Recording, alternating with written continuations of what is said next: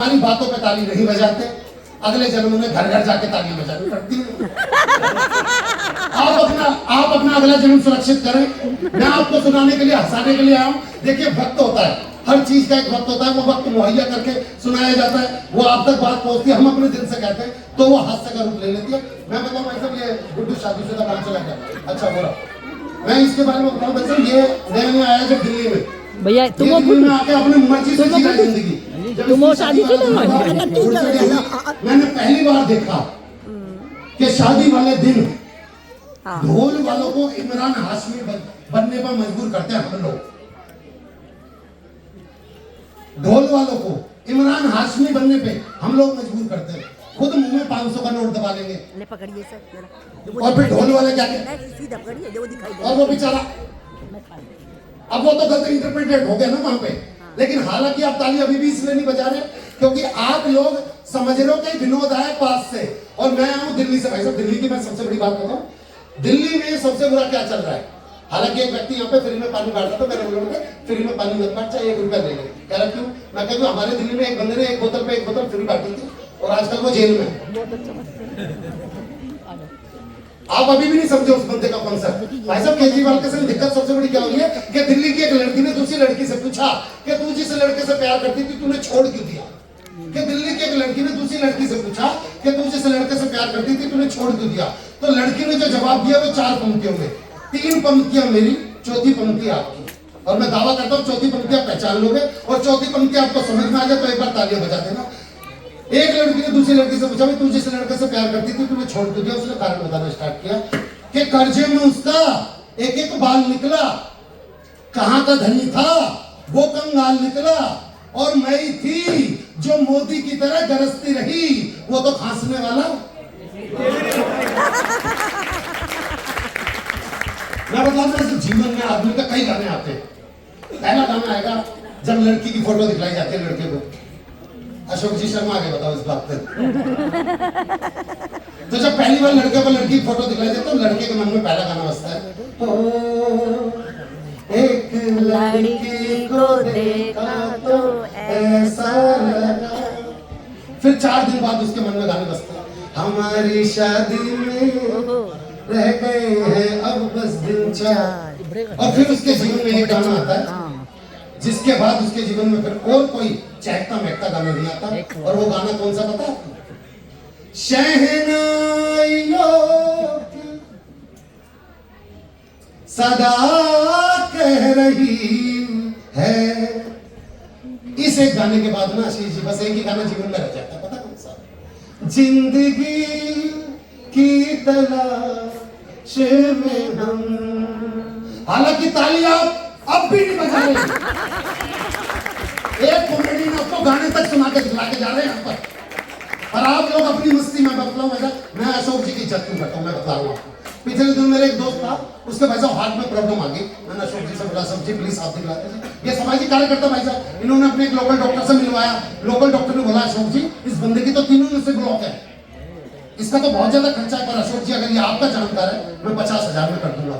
वो सुनते ही बोला 50,000 यार ये तो मरवा देगा, ये तो लोकल डॉक्टर है। मैंने बोला भाई फिर ठीक है, फिर अपोलो में चला जा। हम उसे अपोलो में लेके गए भाई साहब। अपोलो में गया तो अपोलो में जाती है ऑपरेशन थिएटर में जमा हुआ 5 लाख रुपए जमा हुए। ऑपरेशन थिएटर में जाती अगले का राम नाम सकता है। तो अशोक जी अपने लोकल डॉक्टर को लेके वहां पे हालचाल देखने गए। तो उसकी मिसेज जरूरी, अशोक जी ने पूछा भाई क्या हुआ? कह रहे भाई साहब हम तो बर्बाद हो गए, हमारे तो 5 लाख भी गए और हमारा आदमी भी गया। अशोक जी का लोकल डॉक्टर बोला, देखा मैं यही काम 50,000 में नहीं कर रहा था। हालातों की बात भाई साहब, हम क्यों इतना टेंशन लेते हैं? अभी कितनी बढ़िया बात बोली आशीष जी ने। हम जो सबसे बड़ी गलती करते हैं अपने जीवन में वो क्या करते हैं, हम अपने टेंशन शेयर करना भूल जाते हैं। प्रतीक जी ने भी इतनी बढ़िया बात बोली कि अगर आपको कोई परेशान कर रहा है तो आप हमसे बात करिए, हम सब लोग पूरे समूह के साथ उसका विरोध करेंगे तो शायद वो सबके पैसे लौटाएगा। हॉस्पिटल के बाहर 2 लाइन लिखी हुई थी, जीवन का पूरा तजुर्बा, कि अगर हंस खोल लेते दिल अपना यारों के साथ तो हमें यूं ना खोलना पड़ता हो जाओ।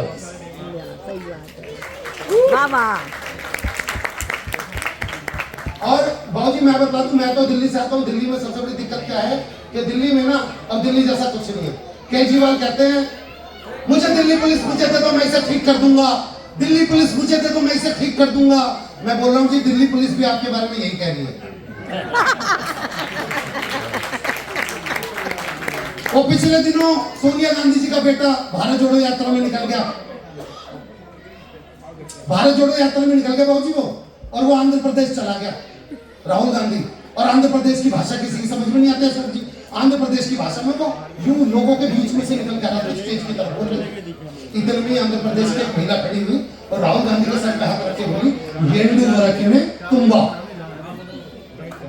अब अगला तो उत्साहित रहता है, अगला स्टेज पर अगला बस बस बस बस बस, अब की बार कांग्रेस को आने से कोई नहीं रोक सकता।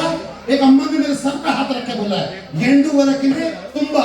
तो नीचे से एक आदमी बोला, भैया तुमसे कह रहे हैं, बेटा तुमसे नहीं हो पाएगा। मास्टर जी ने पूछा, बताओ कांग्रेस की स्थापना किसने करी? बच्चा बोला, जी ये तो नहीं पता कि किसने करी, पर इसको समाप्त कौन करेगा उसका नाम पता है मुझे। ये जीवन ऐसे चलता जा रहा है भाई साहब, ऐसे इसमें प्रतीक जाइए, बैठ जाइए भाई साहब। मैं बताऊं भाई साहब, हमारे संग जीवन में क्या है, कितने लोग ये बात जानते हैं कि जब लड़की की विदाई होती है तो लड़की का मामा लड़की को गोद में उठा के डोली वाली कार तक छोड़ जाता है। एक बार हाथ उठा के बता दीजिए। हाँ, सभी जानते हैं ये सब चीजें। आप भी आशीष जी जानते हैं, अनिशा आप जानते हैं, ठीक है। प्रतीक भाई, ये रस्म आप जानते हो, जब लड़की की शादी के अगले दिन विदाई होती है तो लड़की का मामा लड़की को उठा के डोली वाली कार तक लेके जाता है। अब एक दृश्य आपके आंखों को दे रहा हूं, बस यहां से जुड़ जाइएगा। लड़की का वजन 150 किलो। मामा का वजन, जिसने नहीं सुना वो दोबारा से सुनो। लड़की का वजन 150 किलो। और दूसरी बात ये, लड़की का कोई सगा मामा भी नहीं था। तो पंडित जी ने जैसे बोला, जजमान भाई लड़की को लेके जाओ। अब कोई मामा तो था नहीं अशोक जी, लेकिन वहां पे 2 लोग थे सामाजिक कार्यकर्ता। इस तरफ गुड्डू शादीशुदा खड़ा था और इस तरफ प्रतीक जी खड़े थे। प्रतीक जी खड़े थे इस तरफ, इस तरफ प्रतीक जी खड़े थे, प्रतीक जी इस तरफ खड़े थे, प्रतीक जी इस तरफ खड़े थे। अब आप लोग इस बात का सबूत हो, अब जो पंच घुटेगा इनको बताएगा नहीं कोई भी। तो लड़की के बाप ने गुड्डू शादीशुदा से बोला, बेटे उठा के जरा बस थोड़ी दूर तक लेके जा। अब गुड्डू शादीशुदा तो उस 150 किलो की लड़की के संग बचपन से स्टापुर खेलता आ रहा था। गुड्डू को तो पता था वो स्टापुर पर कूदती थी, तो स्टापुर चकनाचूर करके रख देती थी।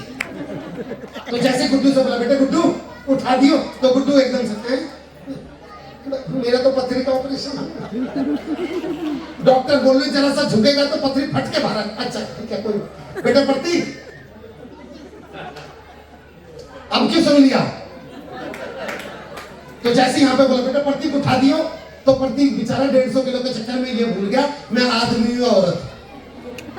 तो जैसे बोला, बेटा प्रतीक उठा दियो, तो प्रतीक, मेरा तो 7वां महीना चल रहा है, तेरा। अब ऐसे पीछे बाबूजी 40 किलो का व्यक्ति खड़ा था, उसे पता ही नहीं वहां पे क्या हो रहा है। वो सबसे कहा, बाबूजी मेरे लायक कोई काम होता बताना, बाबूजी मेरे लायक कोई काम होता बताना। तो पीछे किसी ने कह दिया, अलीशा ने कह दिया, यहाँ पे काम नहीं, आगे चला था काफी काम होता। अब वो बोलता बाबूजी मेरे लायक कोई काम होता बताना। लड़की के बाप तक आ गया, बाबूजी मेरे लायक कोई काम होता बताना। अब काम तो उसका अंदर इंतजार कर रहा था। लड़की के बाप ने बोला, जा जगह तो है बच्चे का, छुटकी को लेके जा। तो आशीष जी, अशोक जी, जब तक उसने लड़की को देखा नहीं था वो बिल्कुल नॉर्मल, और जैसे उसने लड़की को देखा उसके शरीर की हरकतें बता देंगे वो कितना टेंशन में था। कहाँ थे जी? यहाँ पे।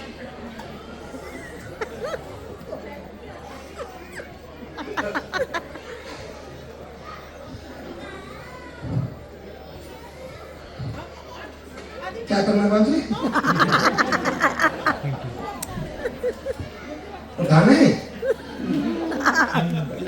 अंकल जी, अभी बुलंदशहर में एक शादी हुई थी तो लड़की के मामा ने कंधे पे हाथ रख दिया था। लड़की चल, नहीं बेटे हमारे यहाँ तो उठाते हैं। अच्छा अंकल जी, इसको उठाने में तो मैं जाऊंगा। और छुटकी ना आई हो, यह तो मुटकी है। पर सबने बोली, नहीं बेटे देखा तूने बोल दिया, अब तुझे उठानी पड़ेगी। तो अलीशा उसने उठाने की छोटी सी कोशिश की तो रीढ़ की हड्डी में से चटक की आवाज आई। पर ये बच्ची, ये जो चश्मे वाली बच्ची है, आशीष जी पीछे मुड़ के देखा, ये बच्ची आई। इस बच्चे ने उसका कॉन्फिडेंस बढ़ाने के लिए सुल्तान फिल्म का गाना गाया, घर में खून में तेरे मिट्टी बेटी में मिट्टी में तेरा खून, ऊपर अल्लाह नीचे धरती, बीच में तेरा चून। भाई साहब उसने लड़की उठा ली। अरे भैया और यहाँ पे दृश्य नंबर 4, उस घर का आंगन इतना ही बड़ा था जितना यहाँ से लेके बाहर का गेट। अरे भैया वो लड़की को लेके आधे रास्ते तक ही गया था कि लड़की के मन में फिर माँ के प्रति प्यार जग गया। वो उसकी गोद से उतर के माँ के पास भागे, मम्मी। लड़की का बबला जले का कर लेके आ, मतलब जहां पे पर्ची बना रहे थे वहां तक तो लेके आ गया था। करेंगे नहीं, दोबारा से उठा। अब उसने दोबारा से उठाने की कोशिश की तो ये बच्चा जिसने सबकी पर्चियां निकाली है, आशीष जी, ये बच्चा आया भगवान का अवतार लेके और इसने मेरी जंग फिल्म का गाना गाया, उसका कॉन्फिडेंस बढ़ाने के। जीत जाएंगे हम। अब जिसने उठा रखे उसकी आवाज, बच्चे ने फिर गाया, जीत जाएंगे हम तू अगर संग है। अब उसकी खुद क्या, जिंदगी 2 कदम पे खत्म है।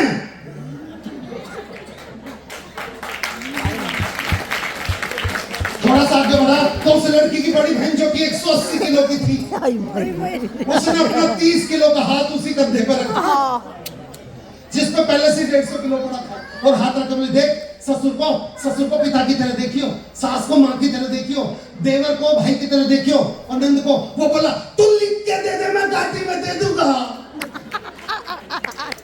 थोड़ा सा आगे बढ़ा तो लड़की का बाप रोका, हो मेरी फूल सी बच्ची।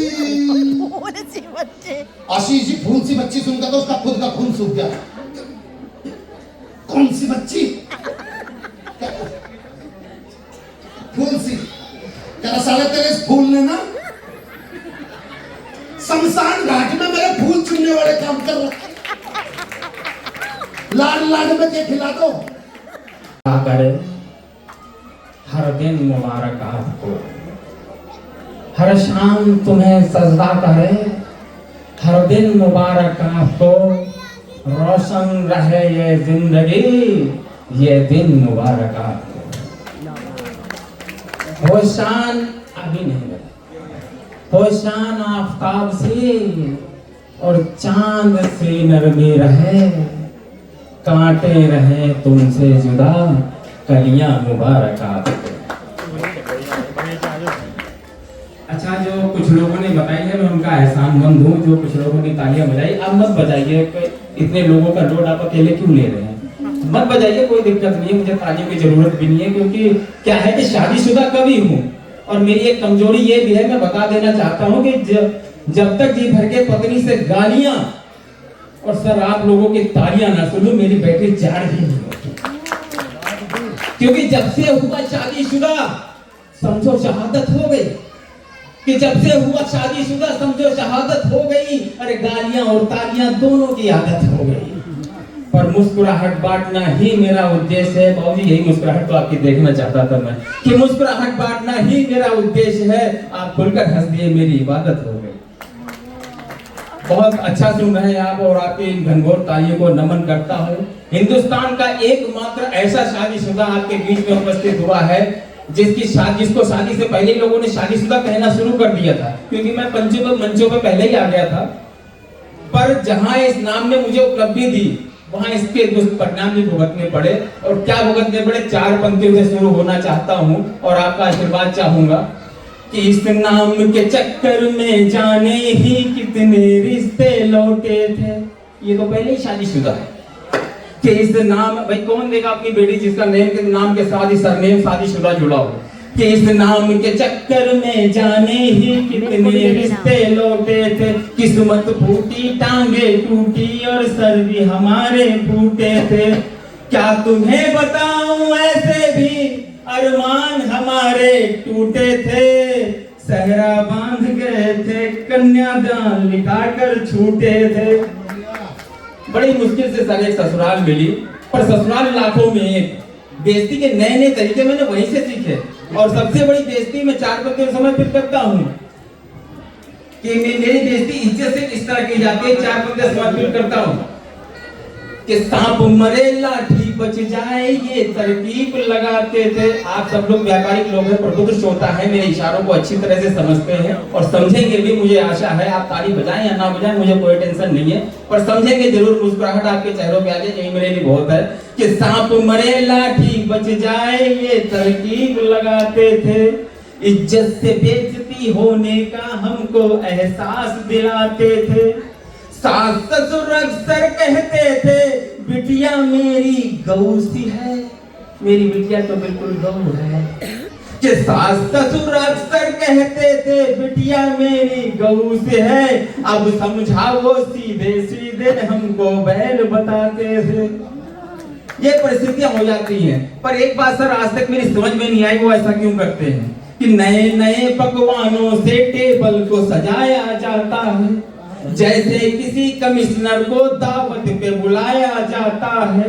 पर इनकम टैक्स ऑफिसर सा एहसास मुझे तब होता है जब काले धन की भांति साली को छुपाया जाता है। आज तो मुझे अपने कैरेक्टर भी शक होने लग गया। अच्छा, अभी कुछ दिन पहले एक न्यूज रिपोर्टर ने उसने पूछा, भाई आपको क्या लगता है 2024 में खुशियों के दिन आएगा अगर कोई नई सरकार आएगी? मैंने भैया ये सवाल किसी कुमार से पूछ ले कि अपने तब आएंगे तो घरवाली मायके जाएंगे। अभी आ भी ना रही है इसमें पूरी। पर मेरी घरवाली मायके गई, खुशियों के दिन शुरू होने वाले थे कि दूसरे दिन उसका फोन आया, बोली कल से मुझे हिचकी नहीं आई है, अगर मुझे भूलने की कोशिश की तो इस बार का करवा चौथ का व्रत रख के तोड़ दूंगी। मानो भगवान ने उसको मेरे नाम की सुपारी दे रखी। पर मैंने उसे समझाया, मैंने कहा ऐसी बात नहीं है, मुझे तुम्हारी बहुत याद आती है। बोली हाय बताओ ना कब कब मेरी याद आती है। भाई मैंने बताया। ऑडियंस को, हमारे मेंबर्स और उनकी फैमिली को शुक्रिया। बहुत अच्छा लगा इनका, बहुत ही अच्छा। ये गुड्डू शादीशुदा है, मैं विनोद पाल हूँ। और मैडम आपके चैनल का नाम क्या है? AS त्यागी। AS त्यागी जी के चैनल को लाइक करें, सब्सक्राइब करें और शेयर करें और बहुत ज्यादा हंसिए, हंसाइए, दुनिया को बताइए कि आपके घर में सुख ही सुख है, ताकि ये लोग सुनते के संगी और जलने लगे। बहुत अच्छा।